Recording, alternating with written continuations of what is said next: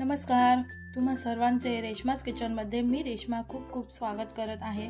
तर मी आज तुम्हा सर्वांसाठी मस्त चमचमीत अशी दांडी मच्छी किंवा तेंडली मच्छी घेऊन आलेली आहे। चला तर मग आजच्या आपल्या रेसिपीला सुरुवात करूया। तर त्यासाठी मी इथे एक वाटी सुकी दांडी मच्छी घेतलेली आहे। ही मच्छी मी व्यवस्थितपणे साफ करून घेतलेली आहे। तर आता साफ करून झाल्यानंतर मी एकदम स्लो गॅसवर मच्छी व्यवस्थितपणे भाजून घेणार आहे। जोपर्यंत मच्छी भाजल्याचा दरवळ शेजारच्या घरात जात नाही तोपर्यंत आपण मच्छी एकदम स्लो गॅसवर टॉस करत व्यवस्थितपणे सर्व बाजूंनी चांगल्या प्रकारे भाजून घेणार आहोत। अशा प्रकारे आपली मच्छी व्यवस्थितपणे भाजून झाल्यानंतर आता मी मच्छी साधारणपणे 2 पाण्यामध्ये स्वच्छ धुवून घेणार आहे। तुम्ही बघू शकता पाण्याचा कलर चेंज झालेला आहे, म्हणजे मच्छीला असलेली जी काही धूळ माती असेल ती स्वच्छ निघालेली आहे। तुम्ही बघितलेच असेल मच्छी किती स्वच्छ धुवून निघालेली आहे। तर आता मच्छी एका पाण्यात धुतल्यानंतर मी साधारणपणे 3-4 मिनिटे गरम पाण्यामध्ये मच्छी भिजण्यासाठी ठेवणार आहे, जेणेकरून आपली मच्छी मऊ होईल व त्याचप्रमाणे ती लवकर शिजेल। चला तर मग मच्छी गरम पाण्यामध्ये भिजत आहे तोपर्यंत मी दुसरीकडे एका पॅन मध्ये 3 चमचे तेल गरम होण्यासाठी ठेवलेले होते। तेल गरम झाल्यानंतर त्यामध्ये मी अर्धा चमचा जिरे, 1 हिरवी मिरची, 7-8 लसणाच्या पाकळ्या ठेचून टाकलेल्या होत्या। त्यानंतर त्यामध्ये मी कढीपत्त्याची पाने, 2 कांदे इथे मी बारीक चिरून घेतलेले आहेत व आता हे सर्व आपण व्यवस्थितपणे गोल्डन ब्राउन होईपर्यंत फ्राय करून घेणार आहोत। कांद्याचा कलर चेंज झाल्यानंतर आपण त्यामध्ये एक बारीक चिरून घेतलेला टोमॅटो सुद्धा ऍड करणार आहे व टोमॅटो मऊ होईपर्यंत आपण थोडेसे फ्राय करून घेणार आहोत।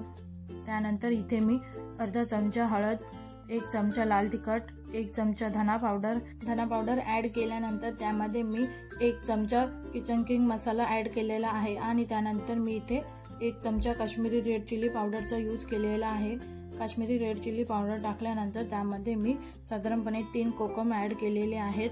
आता हे सर्व मसाले आपण व्यवस्थित तेलामध्ये चांगले फ्राय करून घेणार आहोत। मसाले चांगले तेल सुटेपर्यंत फ्राय झाल्यानंतर त्यामध्ये आपण भिजत घातलेली सुकी दांडी मच्छी ऍड करणार आहोत आणि मच्छी सोबत मी इथे एक सोलून घेतलेला बटाटा सुद्धा ऍड केलेला आहे।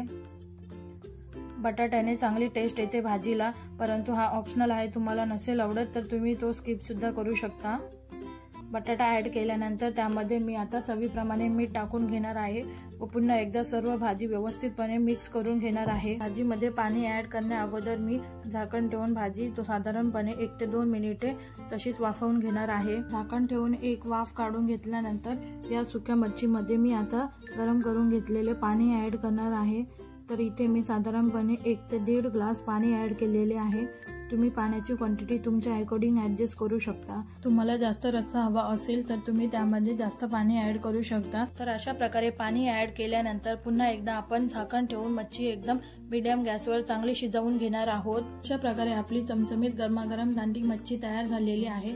इथे मी मस्त गरमागरम भातासोबत दांडी मच्छीवर ताव मारणार आहे। तर तुम्हालाही माझी रेसिपी आवडली असेल तर रेश्माज किचनला लाईक, शेअर, सबस्क्राईब करायला विसरू नका आणि बेल आयकॉनवर क्लिक करा, जेणेकरून माझे नवनवीन व्हिडिओ तुम्हापर्यंत पोहोचण्यास खूप मदत होईल। आणि व्हिडिओ पूर्ण बघितल्याबद्दल मी तुम्हा सर्वांचे मनापासून आभारी आहे।